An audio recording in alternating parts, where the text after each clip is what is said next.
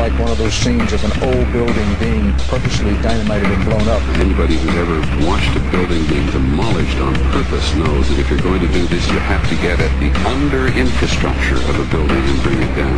The way the structure is collapsing, this was the result of something that was planned. It's not accidental that the first tower just happened to collapse and then the second tower just happened to collapse in exactly the same way. How they accomplished this, we don't know.